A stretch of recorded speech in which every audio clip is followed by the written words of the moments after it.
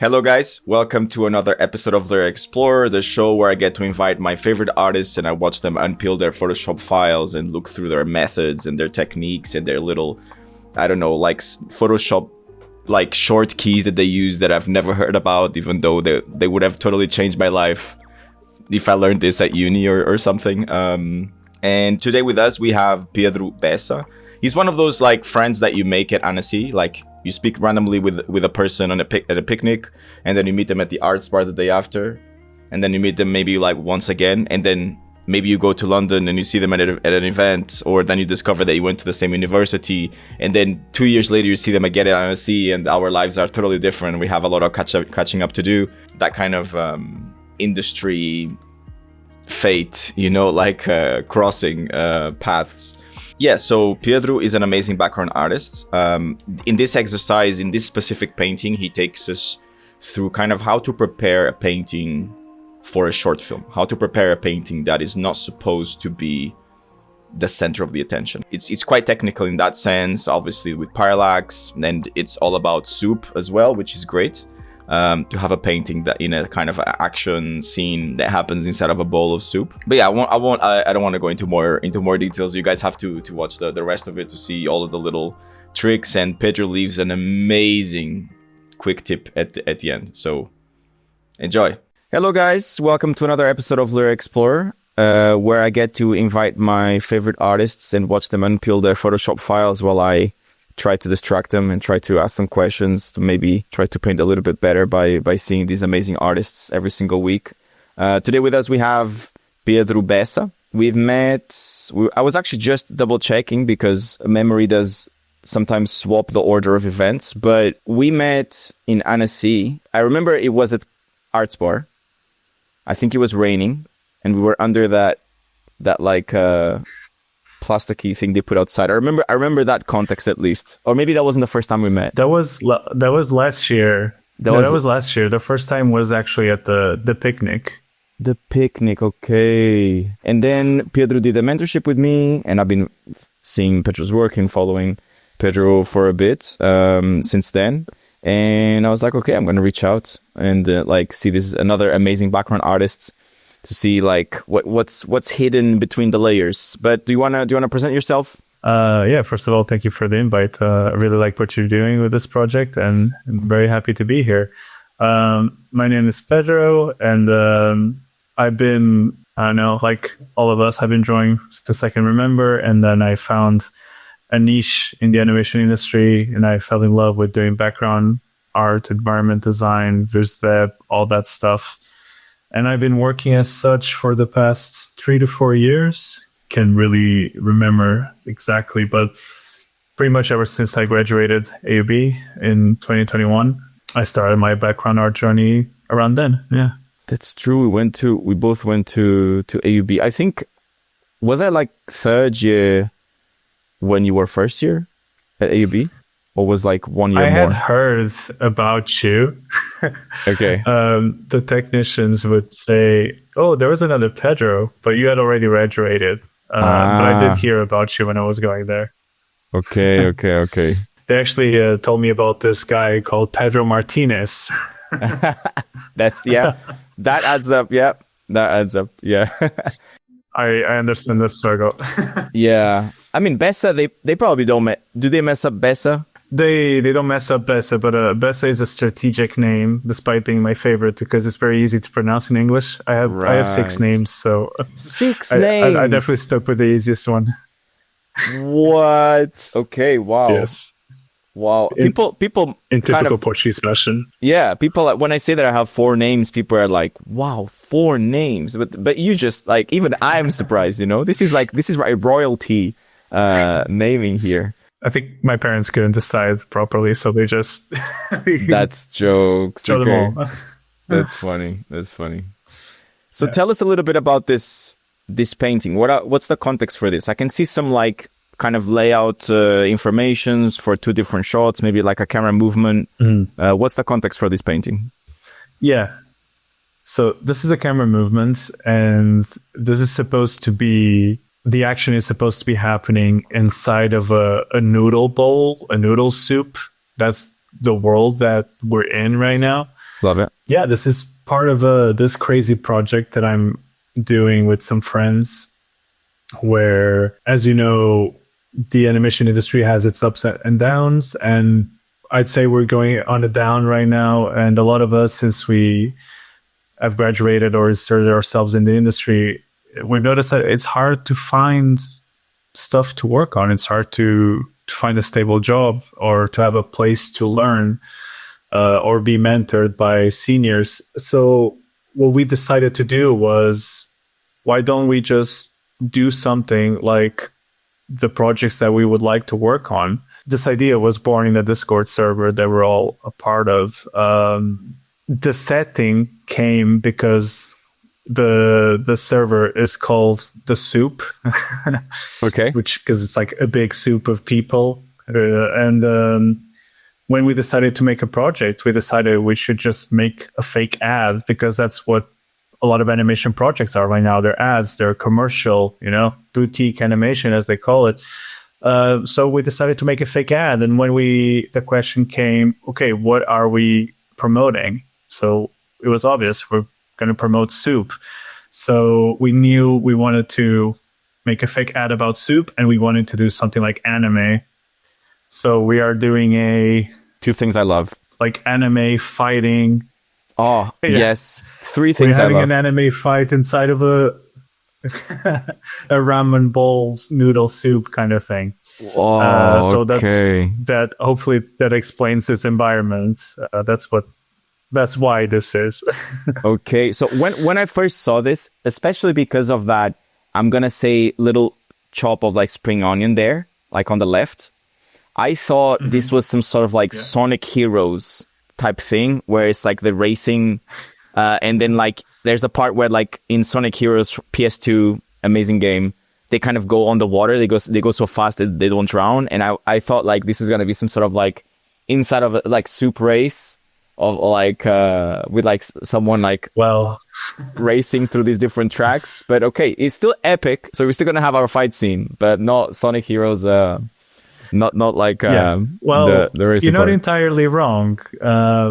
Sonic has definitely been an inspiration for this, really? As many other things have been. And yeah, and there might be a part where they're rolling around at the speed of sound. So as a Portuguese, you're Portuguese, right? Yes. Yeah, okay. So as a Portuguese person, what is your favorite soup? Because we do eat a lot of soup, at least. That's my understanding of like most Portuguese people. As someone who's been away from Portugal and I'm now just returning, I've just had an amazing vagem soup the other day, and that is so homemade, so casual, so like hearty. It felt amazing to me to eat that after so long. But if I had to say, I think my favorite soup would be caldo verde. That is definitely okay. I'm sure you can relate. Yeah, I love it. Yeah, especially like São João type, Okay. So vagens, for the people here that don't know Portuguese, is this like it's like a bean? Green bean, like yeah. You open that kind of casing that it has, and then you have those green beans out, and then is that it? Yeah. But okay. Absolutely. let's get to the layers then. Let's But yeah, okay. Layers. Let's get to the layers. Okay, so we have is this like a thumbnail, like a black and white sketch? So this project went to a lot of revisions because this was the first or the second background, but this film has two different styles, because one is sort of an imagination and the other one is the real world per se. So this style was so specific, and since it's something that I found it really hard to get reference from, because how do I get reference for a world made of soup? It was really hard to find something like that. Yeah, so we just went through a lot of iterations. And this, I think, it's been a while now, but I think this was just me trying to figure out the style that we were going for. And at some point, we decided to just sketch it all out and then turn it all onto a grayscale painting to then color on top of. And that was the most straightforward way that we found to do it. But yeah, that was me planning it out because you can see like there's lots of different approaches to the way I was trying to color it. And there was even loads of versions before this that looked entirely different. But in the end, it sort of ended up looking like what you see now. Not now, right now, but Right at the beginning of the, like what you saw before. Okay, wow. So this was me trying to understand how I was going to convert it from grayscale to color. And obviously, this is not how I started it. This is just like my archive folder down below. But this one, for example, is what I would consider the layout. Where I just want to have the composition. I want to have the main elements that are going to be framing the characters, really, and planning out the values, the initial values. Then while I'm working, I sometimes go back and forth. Like right at this point, I think I already had some black and white. So I thought, if I put some colors in, what does it look like? And it's really not pretty at this point, but I think it's just the way that I like to work too. If this was the launching point now, how would it look? But then eventually I started to introduce actual values again. And I started painting in black and white. So you started with lines and then you added some color, and then you were like, okay, maybe it's too early for color. Let me define a little bit more the values, and then I'll go back to color. Was that kind of the route you took? My intent wasn't on going with color already at that point, but since it was the first time that I was doing something this intent on using the grayscale to color method, I kept trying during that process. When will it be good to insert color? And then I just realized I just need to fully do a grayscale before I start doing it, because it was more trying out the method, like, will this work? And the method works. I just didn't have the values yet. Interesting. Is that something that you usually do in your paintings? Like, do you like to see, okay, let me check the tones first, let me figure out the tones, and then I'll start filling it up with color? I feel like every time I take something on, I sort of do a different approach. And this was the case. So I wouldn't say I do this all the time, but for this one, I was trying out so many different things in previous versions, and I needed this one to be it. So I was just trying to make sure it worked before I went all in on it, if that makes sense. Okay, yeah. Okay, yeah, makes total sense. But yeah, I think I have this folder here called values, and I'm pretty sure this was just me trying to do the full painting in black and white. I think at this point it was supposed to be a thumbnail, sort of like that. And I had an idea of how it works. It wasn't the full screen that you see now. I think my process here was, every so often I save a new file. It's been a while since I painted this, and I believe that I must have merged the older layers, because in order to keep my file tidy to the minimum, I start merging layers. Also, it keeps the file lighter in weight, right, in size. So I think what I must have done here is save the new version, and in case I needed it to go back, I had the older version. And yeah, I just merged it onto this. Very nice. So this was my base that I had to work on. It's still very rough. I think at some point I started introducing color, and I'm not sure how straightforward this is going to be, because as you can see, I have a background, middle ground, foreground. So going from the bottom up, it might be a bit clunky, but I'll try to make it work as we go. So clunky in a way of it doesn't reflect chronologically how you approach a painting, or clunky because of like unexpected layers that you don't remember existed are there, and then like it goes this way, it goes. What do you mean by clunky in this situation? I think in a way that we're going to see a lot of artifacts and things that will then be hidden by the layers on top. Right. Okay. So yeah, we're going to see a bunch of that, because the way that I have it organized is background, middle ground, foreground, and as I go from bottom up, it just is gonna show things I probably don't even remember existed. Okay. If we were to start from the very bottom, I guess we start with the sky, where it's just a bunch of gradients. I work with gradients a lot, and Nice. they're very practical to me. I think a lot of people use round, soft brushes. I don't really tend to. I just play with gradients as much as I can. Also, you use literally the gradient tool. Yeah, lots. Like like that gradient tool that it's on the bucket. You can flip between the bucket, the gradient. You actually use that tool. So what I do is I just like the bucket tool, gradient tool, and I personally really like this one here. Or sometimes I use the round normal one as well, but I like this one here. And then like on the basic gradients, like blue to transparent, for example. And then if I want to paint to add a gradient to an area, especially like just a soft lighting thing, I just sort of do something like that, you know? What a twist. And okay. It's really easy to control. Wow. Yeah, I love it. It's really easy to add depth or to just, if you don't want to have just a solid color.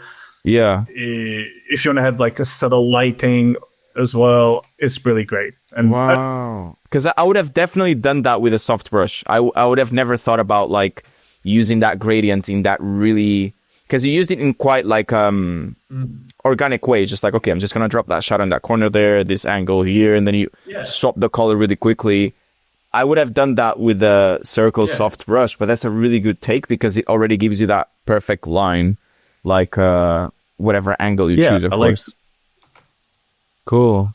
If this is my sky and I want the shine or the like that haze to just be on the left side, I could really easily just do something like that. And he mixes it very naturally, I'd say. Yeah. And now that I think about it, I may have gotten this from Loish. I've seen her workshop live, and I've seen a bunch of her tutorials online, and she does this a lot. Interesting. She like selects an area and then just literally drops her gradients like that. And it's something that I find is really fun and easy to use on my backgrounds.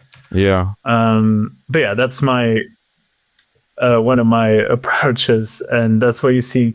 I'd say that's probably why you see me here having a bunch of different layers for the same effect, because it was just me deciding what I like the most.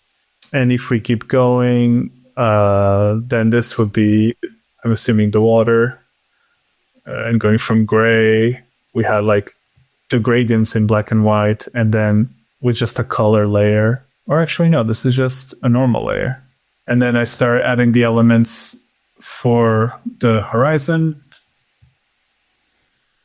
Nice. And I was playing a lot in this background. It was kind of a big learning curve with painting water, because water reflects, water moves, water. I was trying to understand, how do I paint reflections? And like water is also translucent, so do I see the objects beneath it? It even made me research how reflective hot water is, and it turns out that cold water is a lot more reflective than hot water. Oh, okay, okay. So, do you like I had no idea. That's a really cool fact. I'm gonna sound really clever at the Christmas dinner with this fact. Nobody's gonna expect it. Yeah. So at some point in previous versions of this background, I kept getting stuck because I didn't know whether I should show the translucency of the water and what's beneath it, and then add the reflection on top. So I think I ended up dropping the reflections like you see here, but you can still see an artifact of it from a previous take, I suppose. Got some parsley? But yeah, here I'm just like, yep. I just had all the elements from the background here. Yeah, more and more noodle structures, as we call them in the project. I guess this is more byproducts from the grayscale to color. It looks. This is what I meant. Like, it looks clunky. It's really ugly at this point, but at some point it started to make sense. These are like the technical passes to make sure all the layers are in the right place. I tend to be organized with like the grounds, the background, middle ground, foreground, and then each element has its own folder usually. But once I'm inside there, I tend to lose that organization and I just create new layer over new layer over new layer. I can see that at this point, this was me just playing with colors inside the layout. And then I started to add color into it. And I suppose that's what we're going to see now. So I guess this was round 2 for when I was doing it. And again, we have some sky, a lot more gradient, a lot more playing with gradients here. And then playing with the water, trying to find a nice color palette. That was also another challenge with this painting because we wanted the sky to be kind of like alien-like, not really a blue sky because it's a soup, so why would the sky be blue? So a red sky felt nice. Yeah. But then if we wanted the water yellow or red or something, it became very monotone. So it was quite hard to get to a palette that made sense. Interesting. Okay. Is like the location of where the soup is relevant for the story, or the story is going to happen just in this bowl, and it's never going to be revealed like this is in the kitchen, this is in the room, this is in a whatever like restaurant. You kind of touched on it, but it is relevant, I'd say, in a descriptive way. It's we're trying to describe what sort of the dish is, but it's meant to be in such a high-paced action that it doesn't really have a meaning behind it. It's more, it just supports the final idea of the film. Because like I said, there's 2 settings to the film. There's a real world setting and there's an imagination one, and this is the imagination one. Okay. So you won't be seeing this place like in the sky. Like you won't see like this big edge of the bowl and then a kitchen like far away in the sky kind of thing. Like the sky will just be the sky that we have here. Yeah, it might be like you might see a simplification of it later on, but never, because this is meant to be sort of a like childlike imagination of this world that is this dish. So it's exaggerated and it's strange and massive. Okay, yeah, that makes sense. Yeah, cool. Yeah, I'm curious about these dark shapes. I do not remember them. I think they might be the translucency of the water, and these are the shapes that are beneath the water, so they're quite dark. But I can't remember either if they are this dark. But they might be, and they just get overlaid. They just get things overlaid on top. This is me adding texture to the water, playing around with some brushes, see what looked good. And this is what I meant. Like, this is not really chronological order, because I remember I did these textures of the water at the end of the painting. Interesting. But okay, yeah. If we go from bottom to top, they show now, of course. I then also sometimes, for a quick fix, I use adjustment layers and clip them to the folders that I'm working on, which is not the tidiest way of working, but it's a very quick fix. Nice. That's what you see here. And this is it. This is the background. the in terms of positioning, that's what we have in the background. Okay. And then if we go to the middle ground, we start to have some noodles and some distant objects, some like cloudy haze and some steam. And I wanted this background to be very like, almost like something in space. I don't know. It's this vision that I had in my head that is quite specific, but I really like worlds like where you can see like planets in the sky and they're huge and close to you. And I wanted to do something like that with these ingredients. So you can always see like noodles floating in the air and cubes, like tofu cubes and like fish balls. Nice. And we were actually like limited in the ingredients we were putting here because we didn't want to put so many ingredients. We wanted to be somewhat simple because if you put too many things, it could be distracting.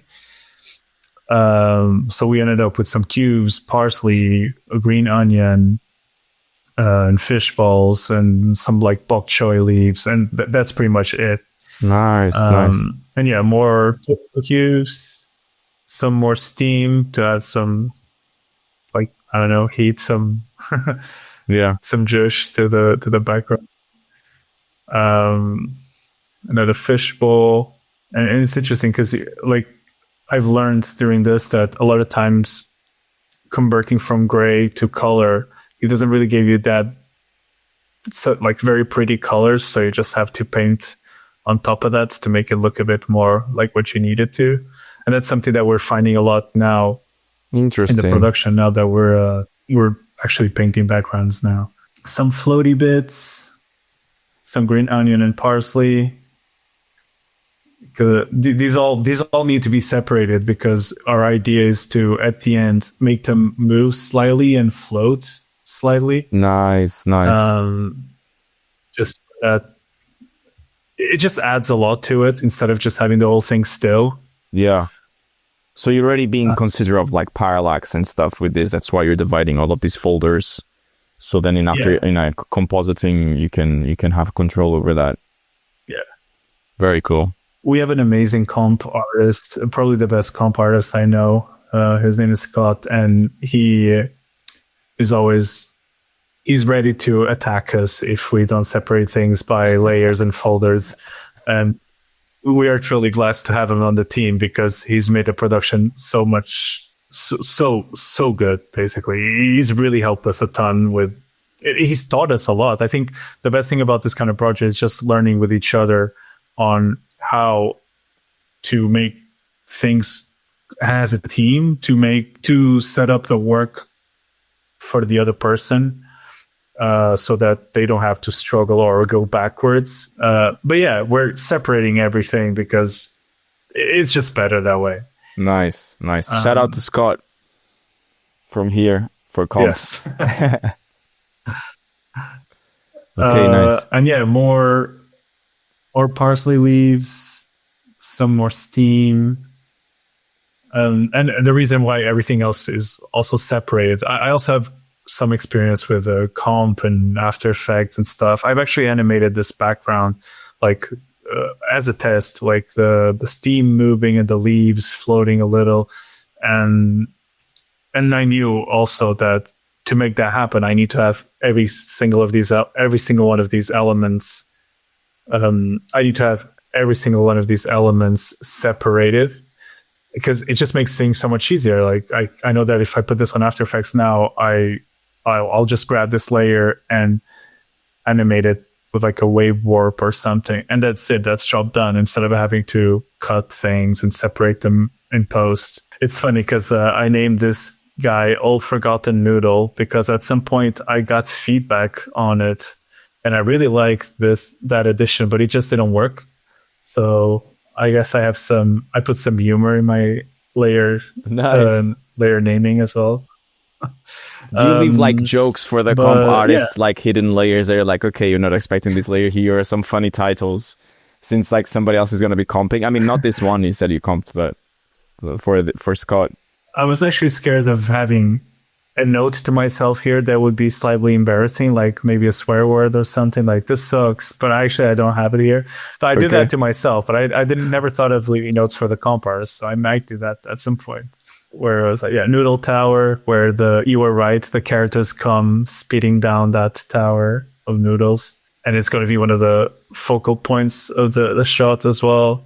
You can see some sketches here because I think I had redone this from the layout at some point, and then all the floaty greens.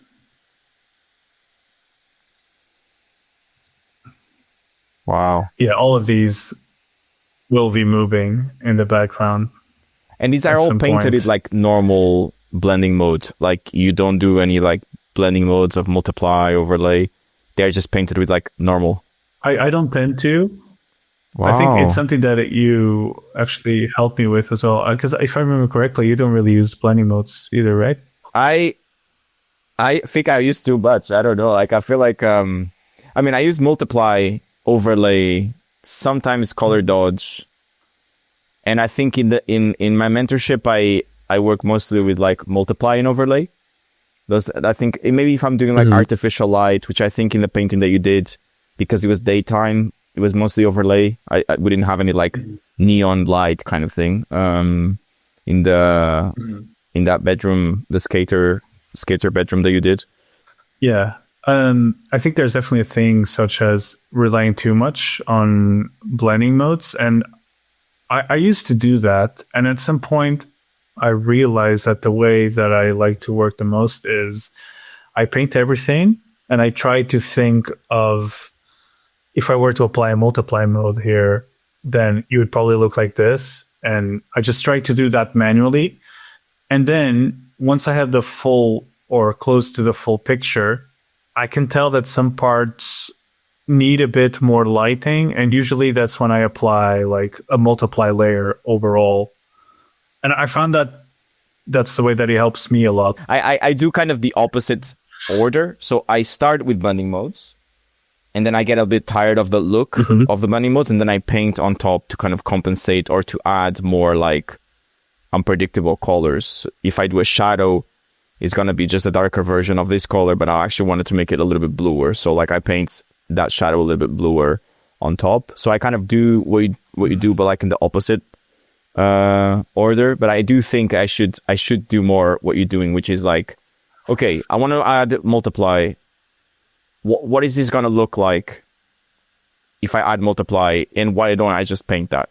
Soup for thought. Yeah. Yes.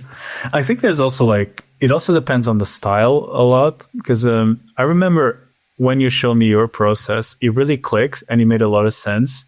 And I think it really works too. But I think in this style that I was trying to do, it just made more sense to me to just paint it all and then, like as a 10%, put those things in. So I think, like you mentioned before, on how organizing layers can then affect your painting, I think likewise, your blending modes and how you apply them can definitely steer your painting in a different way as well. 100%. If that makes sense. Yeah. In context to the like people watching this video, before we started, I was talking about how mind blowing was for me to watch the episode with Ollie Howe and with Val, because they are so kind of analog and organic with the way they paint. They just add a layer on top and then they paint a layer on top and then drop some random colors and they adjust these colors and they just keep adding layers on top without dividing things in like foreground, midground, background kind of thing. And for me, I am super organized. Like all my layers have names. All my layers have are organized in folders. Like if I close all of the folders, I probably don't have any layer left in the kind of like layer tab. I only have folders. And I think that kind of makes it a little bit more rigid for me, maybe my approach. So I was talking about that with Pedro before we started. And seeing this, it's like, okay, maybe I should definitely give a shot of like, okay, if I'm not going to send this painting to comp, if I'm just doing an illustration, what if I don't do blending modes? What if I just paint things on top and then things on top and then I don't know. I'll give it a shot, that's for sure. Definitely. Yeah, there's also that. I noticed that if I'm not working for animation, then I merge things a lot more and I'm much more like painting on a canvas mode rather than admin every single layer and everything. And I think it can be a lot more fun to paint like that as well. But when it's for animation and you have to think of comp, then it's actually such a tedious process to have to individually separate each element. And that's something that I've been trying to make more of a meditative thing rather than tedious, because in this same production, I'm currently working on another background. And for like a good hour the other day, I was just selecting things with the lasso tool, cutting, pasting, new layer, new folder. And that can be so tedious, but I'm gotten so used to it. And now it's actually kind of meditative because I'm tricking my brain into thinking, this is work, this is being productive, and it's so low effort. It's so like low brain energy. It's just something you got to do. And at the end of the day, you have an hour's work. The going back to the background after the floaty greens, then we have some bubbles. Because that's another thing that I noticed with painting water. It's not only what you have underneath it that should be somewhat visible, and the reflections and how light like scatters on top of the water surface. It's also the separation. Like if you imagine like a sphere in water, then you're going to see all those things, but then you also see the division. Can you zoom in a little bit on these bubbles? Yeah. Wow. Yeah, just such simple like shapes, but like from afar, it just adds that little highlight, that edge to the end of that block. It's so nice. Yeah. Thank you. Yeah, they really do add a lot because they just add definition. It informs where the water breaks, I think. And yeah, more texture and oily bits and highlights. Yeah, more of that, like the definition that I meant of breaking the water surface. Because if you don't have those, it just sort of looks unfinished, right? You have the top bit and the bottom bit, and it looks weird. Yeah. Obviously, it could be more painted in, but the moment you had something like that, because water is highly reflective as well, like you see the light shining on top of it, and it creates all these different interesting textures, right? And for like 4 months, every time I made myself a cup of noodles, I would take a picture to study it. And this is what I gather from all of those. Nice. Oh, wow. And then, some steams that were then animated at some point. Very nice. And then we finally go into the foreground where we have the noodles. Again, grayscale conversion. Sometimes it just gives you these, because the way I was working with it was I would convert grayscale with a color blending mode, and it would just give you like orange version of this grayscale, but it makes it look so dead. Yeah, I see what you mean. It looks kind of metallic. And then I would apply. Yeah, and it just lacks that subsurface scattering, and it lacks some like color, some vividness to it. Yeah, so I would just apply those back on top of it. And same thing here. Just giving it a little red to it, I think helped a lot. I actually showed this to a friend who does lighting in 3D. And he told me we would never use these browns in film because they just don't look good on screens.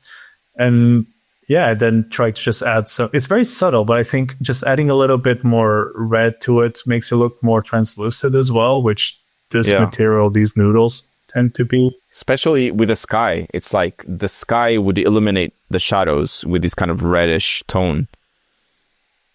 Mm-hmm. So yeah, exactly. One of the funny things about working in this production is that at the end of the day, we're discussing noodles and how they reflect in color and light and stuff, and it's so true, silly. Yeah. But it's it's one of the things that's made the production fun.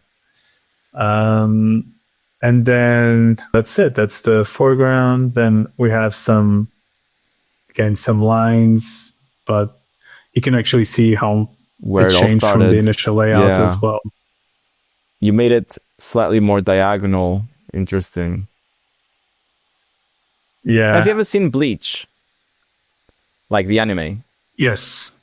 You know, you've seen the whole thing?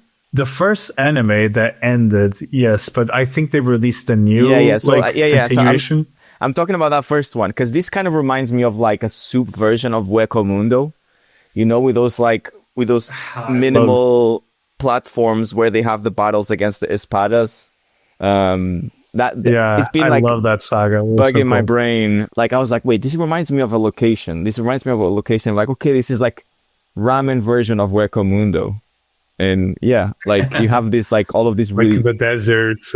yeah, exactly. Because it's quite minimal. Like they have this desert and then they have these platforms, which are cylinders pretty much, like really, really simple, like platforms. So perfect for like an action scene or a fight scene because you don't need to be drawing all of these crazy details, which I guess is also like a very strategic decision in this short film because it's like by simplifying these details, they still make sense to the world because it's like a block of tofu or like the bit of parsley here and there. You have a pop of green here and there. So a lot of the times I'm just trying to think, I don't want the background to overwhelm the shot because it's not the focus, the characters are.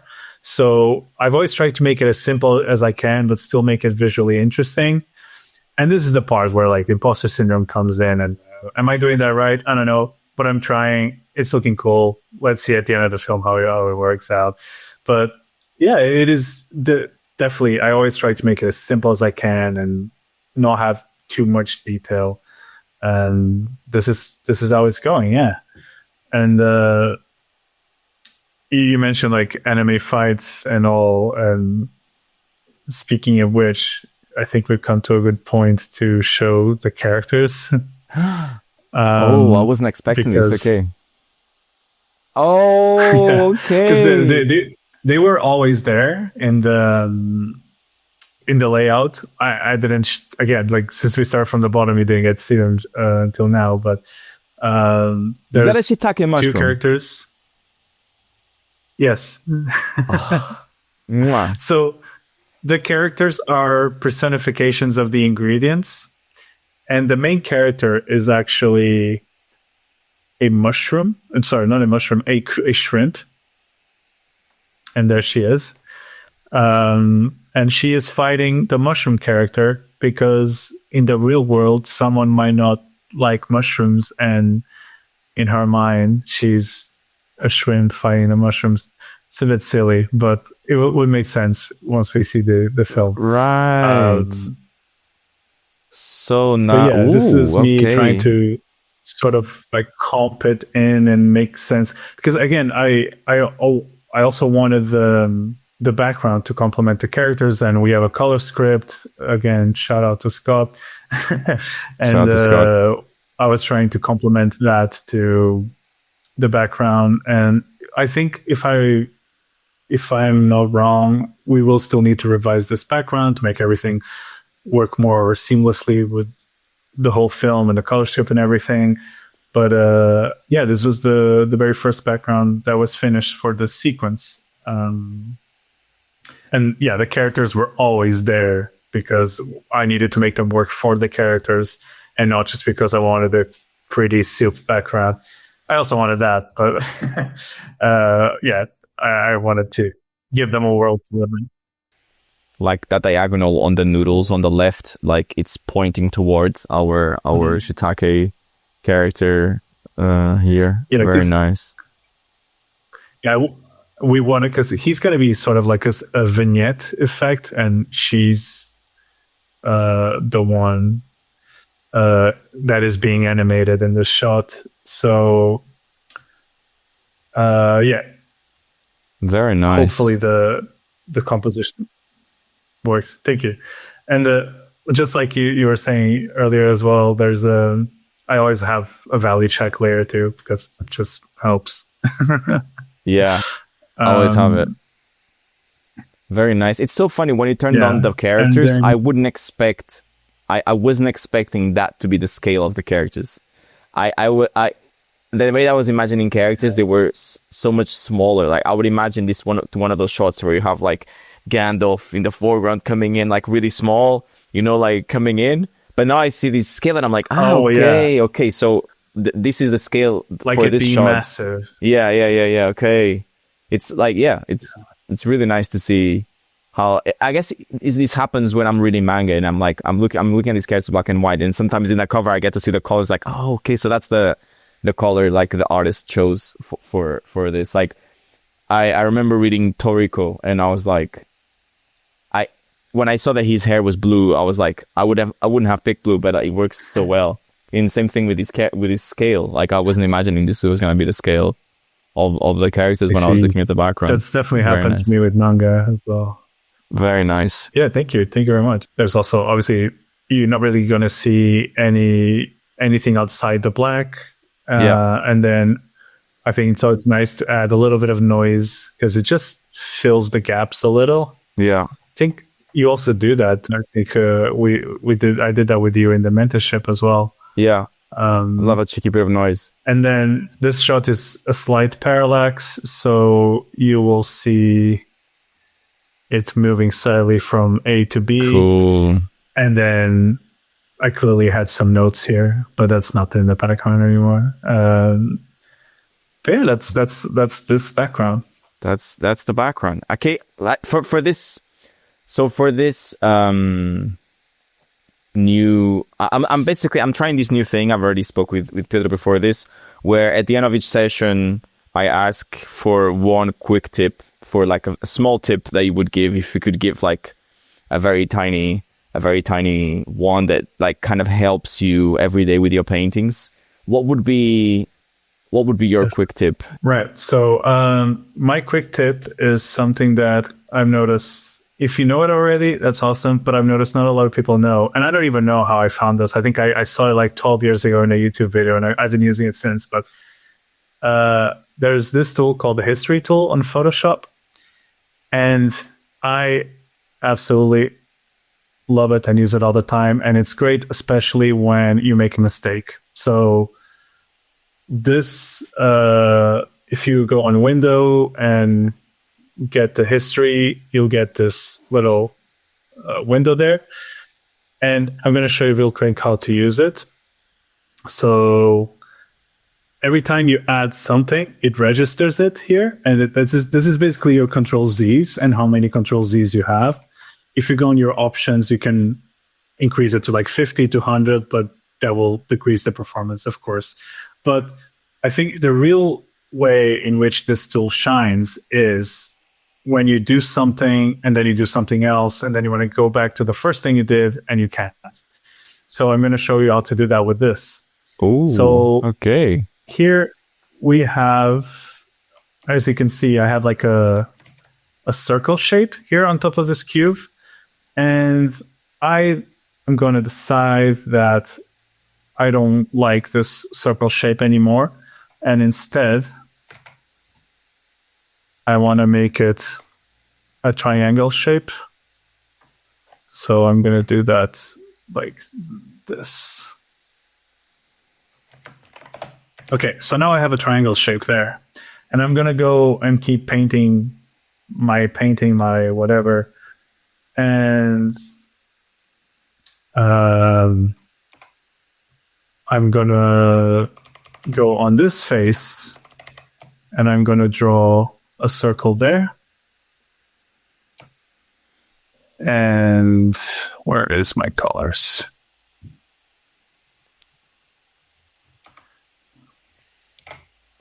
Right. But now I've decided I actually like the initial circle shape on the top face more. But if I Control Z, I'm going to lose the new shape that I just added. And it's quite annoying because I don't want to lose the shape. So what I do is I use the history tool and I find the history slot where I did not do before I turned it into a triangle shape. And I just click the history mark and I go back to my circle shape. And now what I can do, I can either use the history brush and paint that back in. Or I can select the area that I want and select history on the fill tool, and it fills it back in. And if you use the fill tool, you can even play around with just 50%. like that. You see, this is a very simple way to show how it works, but this can be so useful in Oh my God, painting what a backgrounds twist. or doing concept art. Wow. I use it all the time, and sometimes you just want like a little detail from there, so you get the history tool and you add it, and it's great even to just navigate your process. So that's my quick tip. I love the history tool. I always have it open like there or something like that. It saves me a bunch of times. Wow. So that's one quick That tip is for you. History amazing. tool. What a twist. I did not know about this. Wow. I just commit to if I would have to go back, I'll just say goodbye to the circle. Or I would like select the circle. I would Control C, and then I would go back, and then I would Control V to bring back as a paste, like the circle. So like, this is so much better. Wow. Okay. Wow. Well, Yeah, Pedro, it's a lifesaver for sure. thank you so much for this. Thank you so much for being so flexible with the time. I know you are in like a big move, so and it's not like super easy to make these couple of hours to record this. So I really am grateful for you like to make this time for Layer Explorer episode. This has been a pleasure. Like I really, please send me, please do not forget to send me the final thing when it's finished, please. I really want to see it. I have no idea what the story is, and I actually don't want you to tell me what the story is. I'm just like, I have this background, I have this little close up on these characters that I have no idea what they look like. I'm curious to see what kind of story he's gonna unravel from this. Yeah, I'm more than happy to. I mean, we were trying to finish it as soon as we can, but since it's a side thing and we're all working on our free time, it's going at quite a slow pace, but we've done so much already, and we're definitely nearer to finish it than we were ages ago. So yeah, if you want to know more about it, let me know, and I'm happy to share the animatic as well. But if you rather wait, then that's also. I do want to see the animatic. I respect that, and it's really nice. I do want to see the animatic. You want to see it? Yeah, well, but like I'll share it with you. Okay. Cool. But yeah, okay. So thank you so much for this. I hope you like the. Thank you for inviting me. You're very welcome. It's been a pleasure. And tell us what's going on in your life. Tell us how can people find you? What are you up to? I guess we know what you were up to, but if you have other stuff you're up to, tell us what's going on in your life at the moment. I just made a big move. I was living in the UK for around 5 to 6 years. I was working in the UK. Now I moved to Portugal, where we're from. And I'm living in Porto at the moment.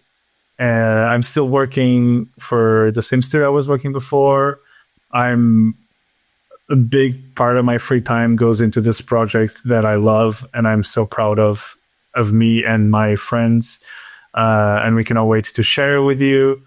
And if you happen to be in Porto or want to visit, I would love to start a plein air group and go to places to sketch. So hit me up if you like to do that.